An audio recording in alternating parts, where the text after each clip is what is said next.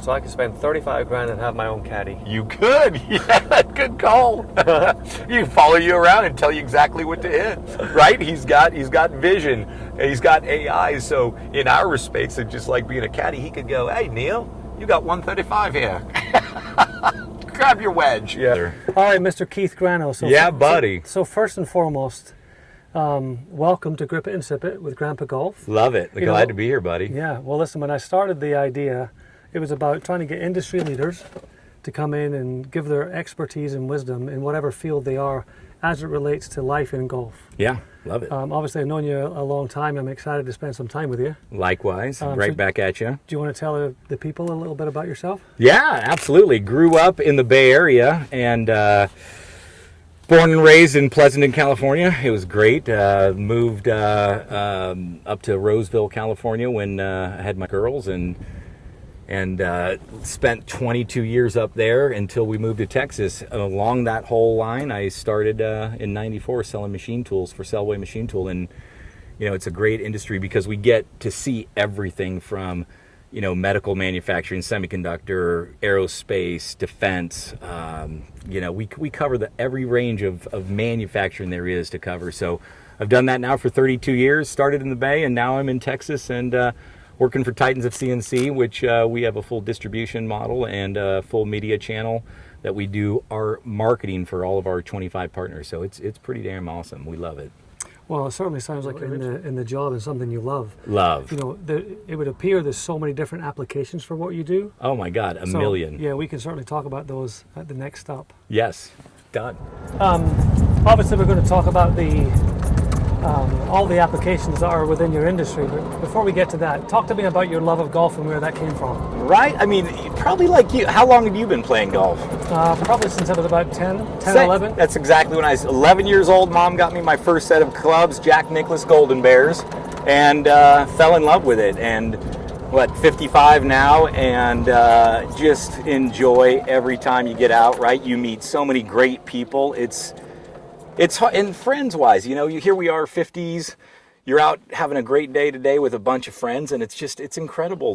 Golf, the time spent is incredible. I love it. There's nothing better. There's nothing better. So I think the thing that I value most, and I probably didn't do this in my 30s and 40s, was the relationships that you can find just by taking time to find them. 100%. I was always on to the next thing work-wise. Of course. And so looking up and smell the roses. But think about that, right? We're raising kids, you're working, you're going through it. How a lot of that time is, spent, raising your family. And yes, golf takes back seat for a little bit, but at the same time, you still get to get out and enjoy it, and maybe it's not as often as we'd like, but now here we are. And I'd say in the last 20 years, so I'm 55, 20 years, when the kids started getting a little bit older, I started taking them out. And so now I play with all my 3 girls. We were just in Tahoe, played Edgewood a couple times with them, and that's the best. No question. Right?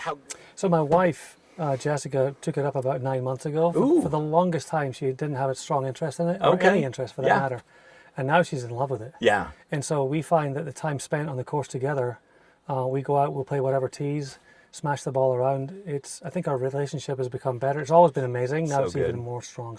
And that's a nice thing. Like Shannon, my wife too, same thing. Plays golf with me. We have a good time. She's a little athlete, so you could get golf swing is not difficult. It's just moving the ball. And my buddy always says, "Play bad fast." That's fine. You're okay with that. And then coming to Texas, I didn't know anybody, so it was like, okay, how do I really, get involved and find some guys? So I tinkered around, played a number of different courses, and then finally met a couple really, really good guys. One is, they both are gems. They're both, one played on tour, played in 3 U.S. Opens, Robert Singletary. He's a master putter instructor. And then Doug Bybee, another great friend of mine, 3-time NCAA championship. He's in the Utah Golf Hall of Fame. Wonderful guy. And their games are crazy. So you are slumming it with me. Slumming it? You're slumming it. I should be the one playing with you all the time. Come on, look at this. Cow. How did I end up even close to you? Who do you play with a lot and get to chum it up with? So I'm blessed that we're members at Black Hawk Country Club. Yeah, great spot. A great spot. And the players that we play with, there's probably, I don't know, 30 to 35 guys in our group. Fantastic. And on a Friday, there could be as many as all 35 playing, but most likely it's anywhere from 20 to 28 players. Little skins game, little money game? A little bit of that, and unfortunately I don't win that much, but the truth be told is that I'm around the type of people who are inspirational to me. Like many of them are very, very successful in business. Love it. But they're also the type of characters that I want to be around, and I want to pull from them so I can be better as well. So I love that. I feel really blessed. So what was the reason that you moved to Dallas? Was it specifically for work? It just was one of those opportunities that a former customer of mine, Titan Gilroy of Titans of CNC, I started him in business 22 years ago, and he called me up out of the blue and he goes, "Hey, you want to come to Texas and sell some machine tools?" And at first I said, "No, I'm on autopilot. I'm doing well out here. I was selling a lot of equipment and had my customer base set." But then you know what? After thinking about it, my girls were all at college. My oldest had just finished at St. Mary's in the Bay Area, and my youngest was at Memphis, and my middle one was at Regis in Denver. So my wife and I were kind of empty nesters, and we're like, you know what? Why not? Let's do it. So at 52 years old, we totally just picked up, sold the house, and moved to Texas. Right. Okay, and we're back. Look at this nice little venue we've got here. How about this? Yes, buddy. So we've just spent several days having incredible golf, and Keith and I played on the first day. We played 27 holes together and then went with different partners. But the event we were at just completed, and we're heading home. And so we've got a captive space for about an hour and 30 minutes, and we thought we'd do a deeper dive into all things kind of golf manufacturing and get Keith's wisdom. So, as I mentioned, Keith, I'd love to start with just the baseline question of when did 3D printing of golf clubs come into existence? Who started it? Where did the idea come from? And we'll just go from there. Would you say in industry, or just like when we picked it up and started playing around with it? Well, I think why don't we start with industry? You're like, who tinkered with it first? I'm pretty sure, if I know correctly, I think Cobra was the first, and they still 3D print, but Cobra was the first to print, because we had, our Lumex Matsura printer is one of only 2 printers that have it's called a hybrid. It's got a spindle in it as well. So what we could do, and this is another company that Cobra was using at the time, we could print on layer like we discussed. Each print lays a 2,000ths thick layer of powdered metal. Yeah, why don't we go right back to the beginning of how it actually works, just in case someone doesn't see the other stuff. Yeah, so that's the nice thing is you have a build plate that you have to create. You have to machine a build plate, and that's what your printing base is on. So all the powdered metal that we then load into the machine gets printed in 2,000ths thick, 2,000ths of an inch thick layers over and over and over again. And I believe it's I just heard this number too. I think it's 5,000 passes equal an inch. So it would be, because our prints run between 20 and 40 and sometimes as many as 60 hours. But then basically we've got a spindle in there. So let's just say we're layer upon layer upon layer upon layer. And if you couldn't get a tool into those features, this spindle can machine the printed powder while it's being formed. So we can print, and finish machine. So you actually get a finished part off, and you don't have to take a full printed part and put it on another machine outside of the process. So it can be done all in one. And I believe that was who Cobra started with this, 20 plus years ago. And so then when did your company get involved in this scene? We got involved, so we partnered with Matsura in June of 25. And so they came on board specifically for the metal 3D printing, because it is still kind of a niche in our industry. It's not so... It's mainstream in the sense people know what it is and understands its use cases, but it's not so practical yet for the industry. It's mainly for fit, finish, and function, and really rapid prototyping. So we will see prototypes being done before you go to scale, with the idea that, hey, let's just make sure this works. And you could do that on many different levels, right? They've got plastic, PLA, printers you could get for $1,000, and the print quality is pretty damn good. Well struck right there. Great ball. Thank you. Nice little cut. I've had this little leg kick at the end. I'm not quite sure where it came from. I don't know. That looks a little bit like Tanya Harding or something. That's exactly right. Yeah. little.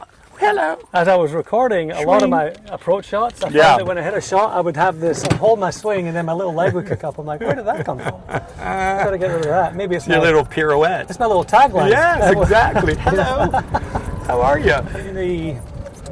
The machine space. Yes. What are some of the applications of what you do? Like it's crazy. You know, that it's so fun because I don't think what I have is a job. It's I get to see, you know, parts for SpaceX, Blue Origin, Tesla, you know, anything aerospace related, Lockheed, Bell Helicopter we were just in. And then, you know, we get into what we call subtractive manufacturing, which is metal removal. And so you're taking a piece of billet material and you're machining it into the part that the print requires. And then today, you know, you see a lot more of the additive space, which is your metal 3D printing. And the metal 3D printing side of it is kind of theoretical because you can kind of come up with any design and you can print it to parts that can't be machined. So meaning tool paths that you can't get to, you can print those tool paths and allow them to basically be something that you couldn't get a tool into. So you could just come up with an idea and 3D print it. And today, when I saw this, we sell Matt Surrath Lumex 3D printers. I saw this machine back in 2006 in Japan. It was insane. In 2006, so 20 years ago, these guys had technology that was far above anyone else for metal 3D printing with powdered metal. So we take powdered metal layer upon layer and we laser sinter it as it were printing it. It's crazy. So when you do metal, how does it dry quick enough to have the next layer? Is there some type of heating? There's what we call sintering. So as you layer it, then a laser comes in and sinters it to heat the metal together and form it as a solid piece. And so when you get this 3D printed in whatever case we want to say, whether it's a golf iron, whether it's an impeller, which is used for turbochargers, any sort of part off the machine, it will look like a forge or a cast piece.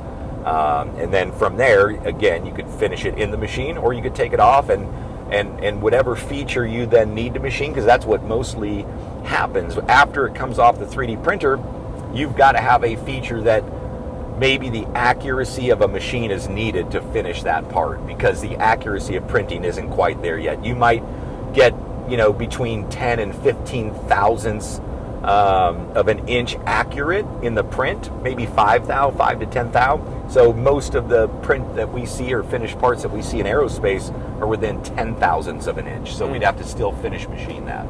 So with Titan, obviously you're not just involved in the golf space, you're involved in a lot of different industries. Yes, sir. Is your manufacturing all 3D printing, or is your machining? Good call. Yeah, no, we do. We do a lot of collaborations. Like, we don't do any general, what we would call contract job shop work anymore, and that's when you're, you know, working for the Boeings, the SpaceXs, the Teslas, the Lockheeds, and getting the contract work and turning parts over. We basically do collaborations like Gas Monkey Garage, Richard Rollins, great guy. We've done a number of projects for them for SEMA, which is a big auto show down in Vegas every year. And so they'll come to us, and we've done 2 different grills for them. We did a grill for a 1970 Chevelle that turned out beautiful. And then we did a C10 pickup, the 1969 C10 pickup that we did a full billet grill.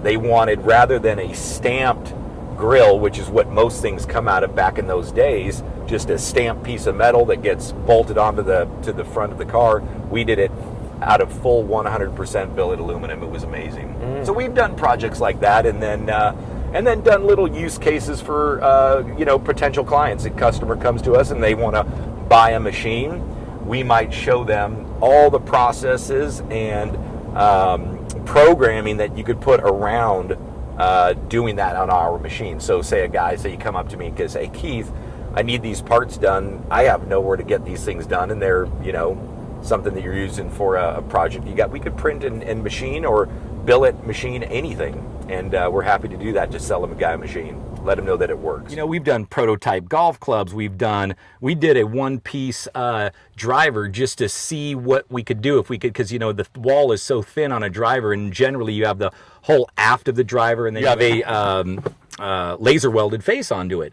So they'll take that aft, and then they'll take the titanium face and they'll laser that on. Well, we did one out of one piece. And you would, if have you ever cut open a driver? You ever seen the inside of a driver? I have. It is crazy, right? And a lot of that's inside of the driver is for acoustics. Yeah. And that's all they want it for. Yeah, it's you know, crazy. it's unbelievable. I would imagine in any industry, when things start to evolve, did people have trust issues with 3D printing when it first began, or has it just been immediate? Yeah, great question. It's one of those things that you're right. It because it's slow, it takes a heck of a lot more time to print than it does to machine, because it's expensive, and because, you know, in the end, you're still having to touch the part at some point to finish machine it. That was the issues with getting it more and more mainstream. So, yeah, it wouldn't basically be a trust issue, but maybe just a cost issue more than anything. It's going to be a lot more expensive to get a printed part, but you know, if you're doing a lot of prototyping and you need a lot of different little parts to make up maybe an assembly, it might be the best way to do it. So when 3D printing began in the golf space, did it start with driver? I think it started out with irons. And what year was that Bryson won his first U.S. Open with printed irons? And that was probably 2000. We're in 26, so I think, what was it, 2020? I think he won with printed irons. Oh, so his whole bag was printed? Yeah, correct. Oh, no way. Yeah, absolutely. So irons, I think. Drivers, you know, we've done a few drivers. It's not easy. We did a one-piece option. You know, I think we talked about this or touched on a little bit, right? A driver right now is two pieces. You have the aft, which is a cast, and then you have the forged face that then gets laser welded onto the driver. And right now we printed a number of them, because the wall thickness on a driver is about 120 thousandths thick. So to hold that in a 3D printer is kind of the advantage that you have, because we can hold such small wall thickness. But yeah, we've done a few of them, and they've turned out very, very well. Driver cannot be over like 275 grams, or it can be, but there's a number that they want when they print these things, and to get that in a printed finish is kind of cool, because you could literally dictate the exact weight that comes out of the machine. Yeah, so earlier, probably at about the fourth hole, I was going to call in an emotional support dog for both of us. It was so bad. It was so bad. I swear, if I didn't have Neil sitting here giving me just love all day, I'd be like literally running around crazy. That's great to hear that you bad. said that, because so bad. One of the things in Grandpa Golf, I always put my tagline as "Lead with Love." Yeah, right. And telling you, and I'm trying my best to always make that a priority. You know, I probably didn't do a great job. I think he kept me very, very grounded today. I'm telling you, if it was any one of my friends, I probably would have lost it. Now, I know that there are rules and regulations as to the speed that the ball is allowed to come off the club face. How do you regulate for that in 3D printing? Yeah, well, nice, because all the engineering that goes into the print, we can do, you know, simulations, and those simulations will basically give us an idea of what they call contact time is. So the way they measure contact time off the face of the driver, we could simulate those and then give that result from what we print. So I read something, and I might be way off base. Did they do it based on 100-mile-an-hour speed of the ball hitting the face, and it can only rebound to 83%? It's close to that. Yeah, it's this old-fashioned way of doing it, where they take, I think it's a little steel ball, and it hits the face and it can only come off the face so much. And that contact time that they talk about, the rule that they use against it is crazy, but it's been in play for, I'm going to say, 30, 40 years. And it's just very old. Same way that they measure the grooves on the irons. The way we have to scan in our grooves for when we machine an iron and get that approval. It is a old school, very tedious little test that we have to go through to get that done. So I want to get back to the irons in a second, but when it comes to the driver, so there is a possibility that if they change the percentages, that you could actually get a driver face that would hit the ball further because the ball would release off the club face differently? You could, because you got that spring effect, right? And so whatever that is, we can control that face of that driver to whatever wall thickness we need. And you're right, that will then create more spring. So they could, rather than changing the golf ball, they could change the thickness of the 100% face of the as long driver. as it won't cave. Right, because then you got issues with fracturing and but they could take it the other way, where the ball will not travel as fast off a driver face. Totally agreed. Yeah. Oh, interesting. 100%. Okay. Yeah. Now, when it comes to irons, let's speak specifically about wedges. And spin rates. So you could invariably create irons that have more or less spin based on how you manufacture or cut them. 100% cut the grooves. The grooves still have to be approved, right? Okay. You've got square grooves, you got V grooves, and the neat thing when you I feel like wedges, right? You know this, but wedges, your grooves will wear out, fairly consistently. But when you get a new wedge, I mean, my God, the spin that's on those new wedges is absurd. Yeah, it's incredible. That one first day, you feel like a pro when the ball spins a little bit. Yeah, whoa. Yeah, it's a lot of check on that ball, and so as that wears out, and as you go through time, and that obviously needs to be adjusted and changed out. That's one of the interesting things that maybe in the future is going to be so simple to say, oh, just print me another wedge, and here we go, and now you've got a brand new wedge again. That maybe you're not going to the store and buying a Cleveland or a Vokey wedge, but you can have them print you one and say, this is my spec, here it is. And so then when it comes to irons,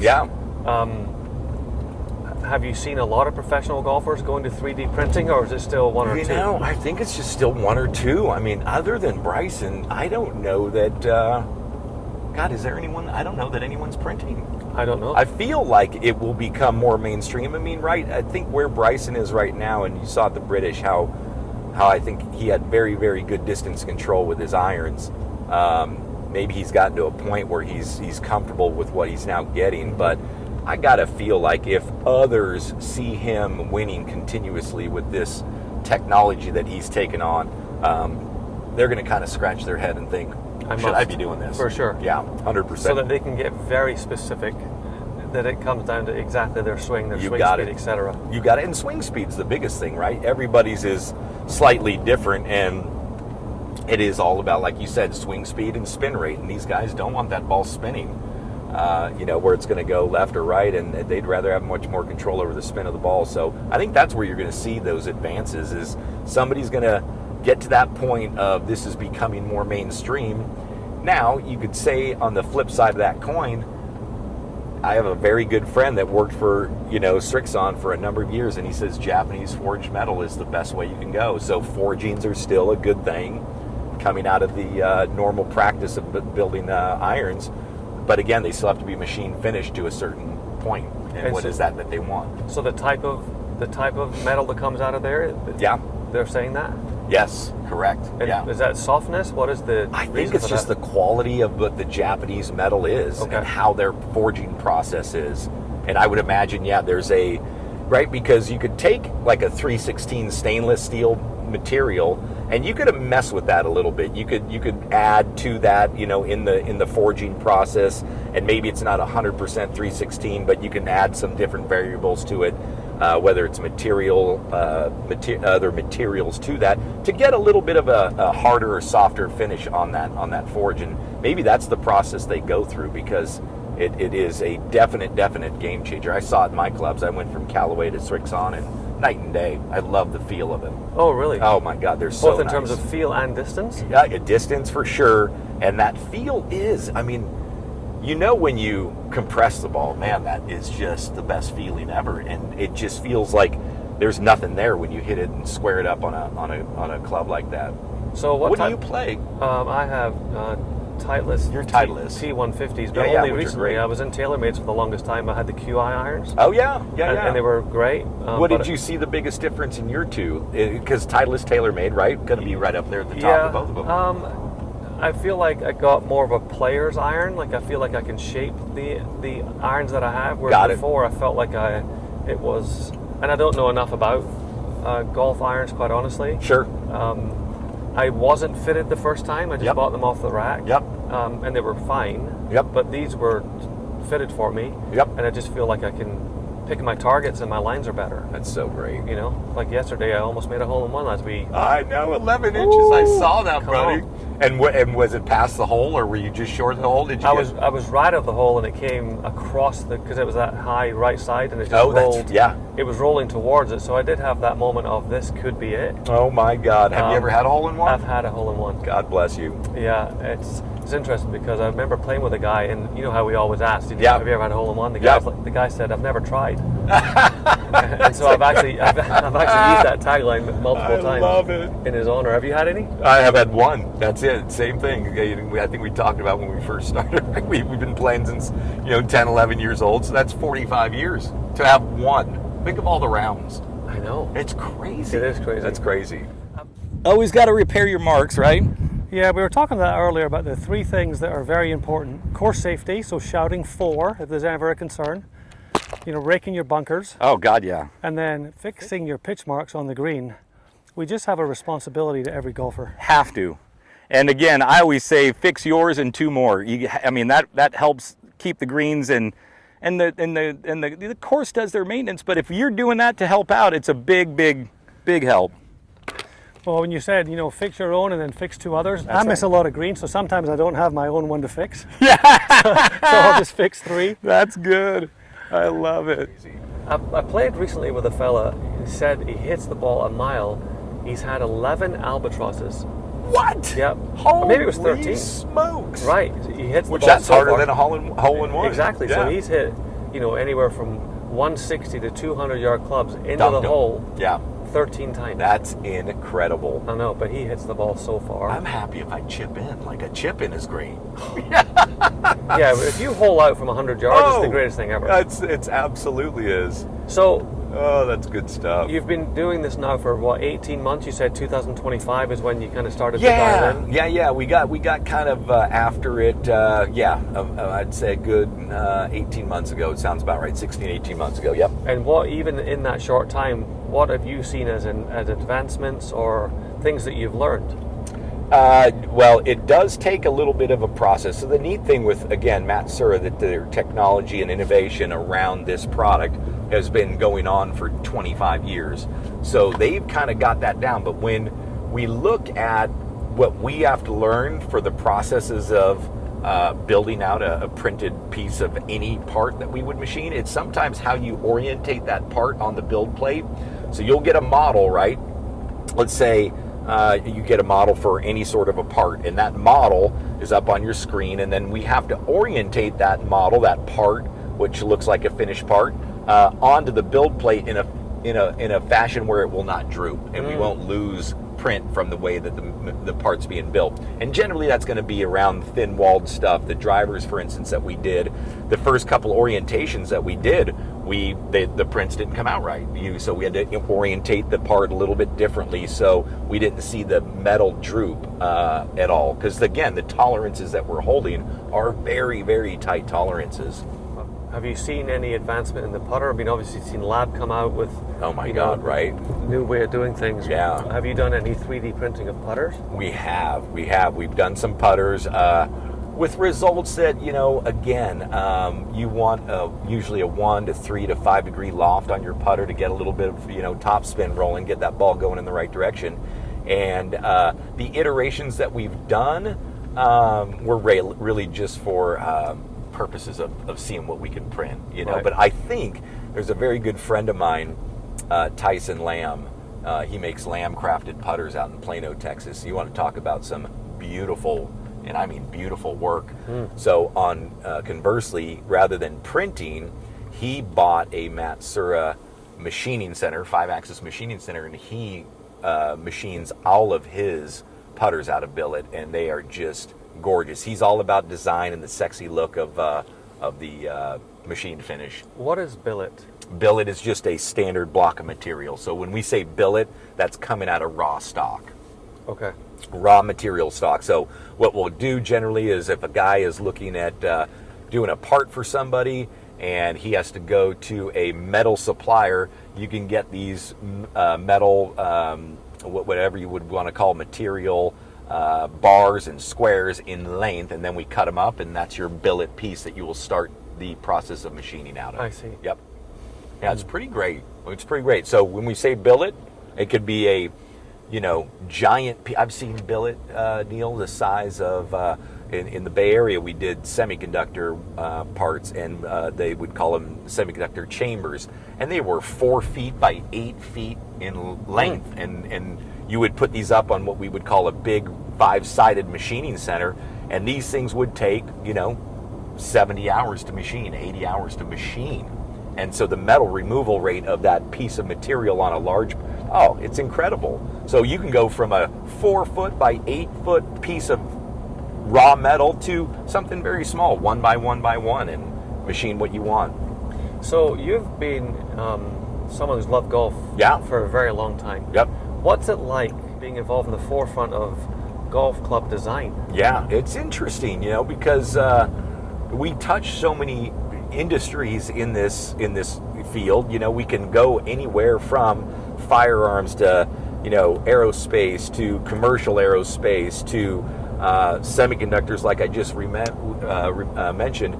We did a heart-piercing video that, if you look at what we call Swiss lathes, we can get down to under 7 millimeters for parts that you could put 1,000 of them in your hand and it looks like glitter. It's incredible. So the wide range of what we get to do, now getting a little bit in the golf space, it's new and it's a lot. Not ever having done this before, there's a lot to learn. Like I mentioned, what we were just talking about with the 3D printing, there is so many stages to understanding how you're going to get this part off and what that finished, the result of that finished part looks like.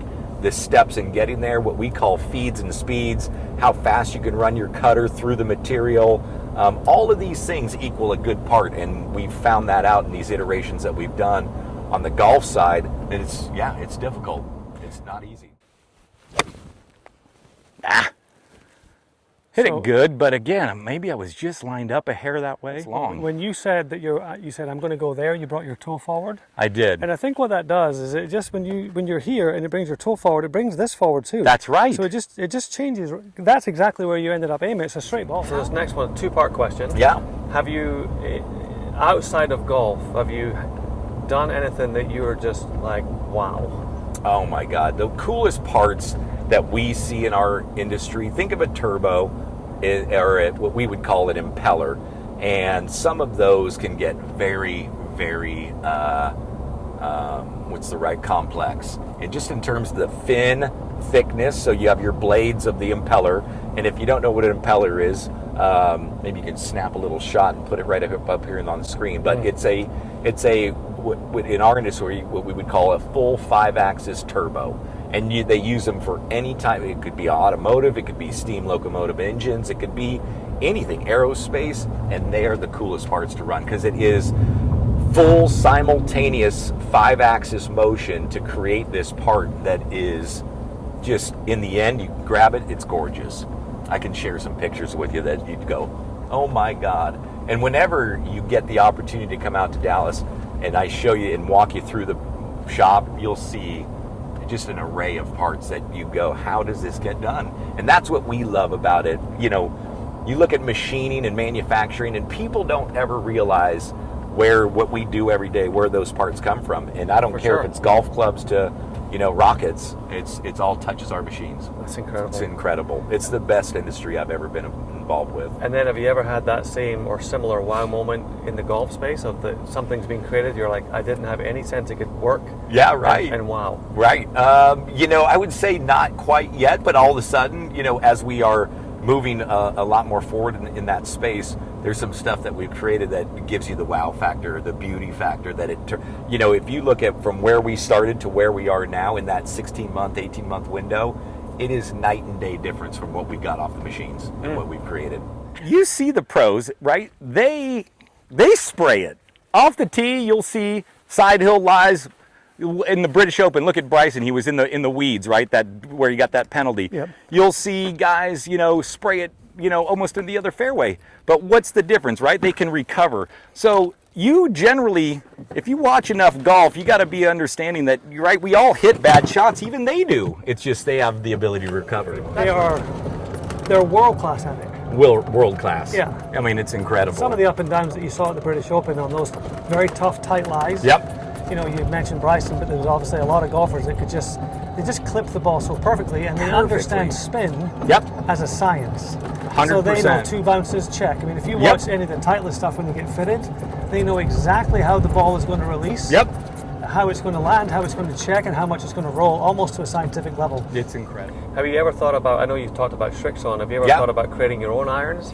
Oh man, how good would that be? For yourself to It's play? It's not a bad call. And you know what? I said this the other day. 55 and playing golf for 45 of those years, I've never known the geometry around what it takes to make a golf club until we got in this space a little bit. And man. Can you speak a little bit about what that means? Yeah, it just the design. You think about what you have on your bounce, and again, face of the club, grooves of the club, what you feel the back end of that club, whether it's a wedge or an iron, looks like, the weight, the balance, the MOI, the center of gravity, all of these things that come together, and you have to blend all these design features into this club where it works.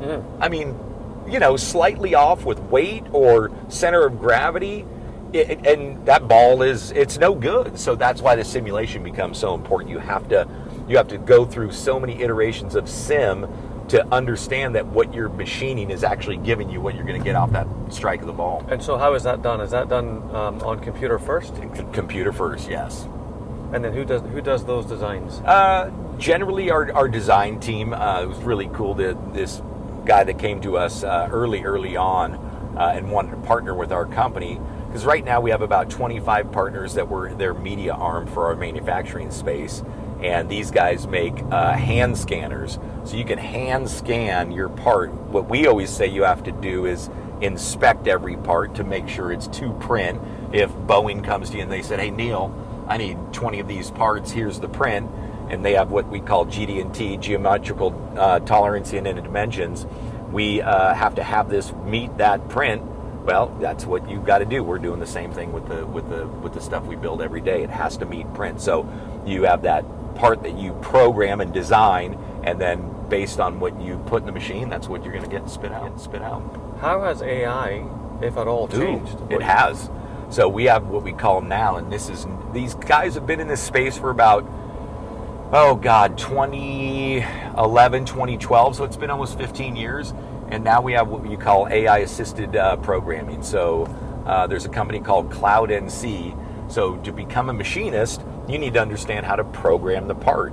Well, now you have AI-generated programs that you can dump a model, so somebody gives you a model again, and that everything's given up to us in a model that shows you what the idea of the part is that we want to see. That model now can be dumped into AI technology and create all your tool paths. So you don't have to spend all this time programming it. Now, there'll be generic tool paths. They'll say this is the way, this is the most, what would you say, general way to get after this part. So you could go ahead and have AI write that program for you, and then you'll make your own little tweaks, and that's the difference. That's the secret sauce to being a really talented machinist. You'll understand what those tweaks are, but you're spot on. AI is going to take over in our industry. Yeah, I think that is going to be the biggest advancements we'll see in manufacturing over the next 3 to 5 years. It'll be the automation of, say, like a Optimus robot being a machine tender, because if you look at right now how we have to have lights out manufacturing to stay competitive in our arena, you can do parts anywhere in the world, and what's the one thing that is the difference? It's the labor. So if you have no labor and you could run parts at night unmanned, which we do all the time, that's all free labor. The machine's running and nobody's standing in front of it. Well, imagine Optimus at $35,000 $35,000 for the robot. Now he's going to take this part and he's going to take it and put it in the machine. He's going to orientate it in the correct fashion and press cycle start and just sit there and to wait till it's done, and he's going to take that finished part out of the machine and replace it with another raw piece of billet material. So automation and AI are going to take over. So Optimus right now, that robot is $35,000. $35,000. So I could spend 35 grand and have my own caddy. You could. Yeah, good call. You follow you around and tell you exactly what to hit. Right? He's got vision. He's got AI. So in our respects, it's just like being a caddy. He could go, hey, Neil, you got 135 here. Grab your wedge. Yeah. How crazy would that be? That would be unbelievable, actually. I know. So can we go back to the face of an iron? Yeah. I don't even know how faces of irons work. Are they flat? Or do they have some bulge? Do they have most of them are flat, but okay. Then you will have players that want that same bulge and roll that they have on, say, a driver, which is normal on their irons, but that radius and that feature is very slight. And again, think about the consistency you have to have if you're going to put that in the face of an iron to know that you're going to strike that in the center every time. Because if you don't, what will happen? Well, you'll get more spin, of course, but again, I think on the level of a pro golfer, their miss is so slight that's again the idea around less spin. This just gives them a better strike, maybe a little bit more distance, because we talked about it, I think, on camera a little bit. It's not uncommon for the pro golfers today. It's 210 yards to have a 7-iron in their hand, which is absurd. You and I are going to hit 4 or hybrid. Yeah. Hybrid for me. Yeah, you're 4. Yeah, I don't know. It'll be somewhere in that range. It ain't a 7, right? So that loft is definitely going to be way stronger than what we see in a general sense for off the rack irons. But that loft is going to be a little bit stronger. So maybe their 7-iron is more like our 5, or maybe more like our 6. But then that little feature of that radius on that face, that they will have the manufacturers build in there for them. Because if you look at most of these guys, they're working with a TaylorMade, they're working with a Titleist or a Cobra or a Ping or a PXG, and they are, of course, I'm sure, giving them ideas of what they want out of their club. It's not going to be just their standard. Scheffler's probably getting a little bit of a, hey, this is Scheffler's clubs, this is what he wants, this is what he likes, and that's what they do for him specifically, I imagine. Yeah, it seems like when you look at the tour buses that follow the pros, correct, the amount of change that they make, it feels like each week relative to the course they're playing and the type of shots they're going to play. Correct, yeah. Can you imagine we had that? Oh my God. I still shoot 100. Yeah, you're right. But you're right. Hard fairways versus soft fairways, and the bounce of the wedge is a little bit different for hard than it is for soft, and then you might get a little bit more grind on that bounce, just so if it's a soft fairway, you're not digging into the fairway. It's so crazy, some of the things that they do or will do, to your point, every week, depending on what course they're playing. So to go back to kind of the materials used in developing clubs, are there many different types of materials, or are there just a few? 316 is the main. Okay. 316 is absolutely for putters, irons, wedges. We've iterated with different. We've done wedges out of titanium. We were even having the idea around Inconel, which is again an exotic, harder material, more lasting. Excuse me. But generally everything's 316 stainless and titanium. Those are the two most common. And they're easy to get? Very simple to get. They are on high demand. No problem there. Is there anything that you feel like we haven't talked about that would be interesting for the community to understand? God, I think in the way of the golf space and golf and what we get around with in the industry now, man, we talked about the advances and what we believe will happen in the next few years here, and in our games. I mean, we know what our games are like. We did enough of that over the last 3 days. I think we covered a lot of stuff, my man. Well, I want you to make me a driver head that makes the ball go an extra 50 yards. Done. Come out, we'll do a sim. Yeah, in the middle. We could build that out. It's a no-miss driver. I want to feel young and talented.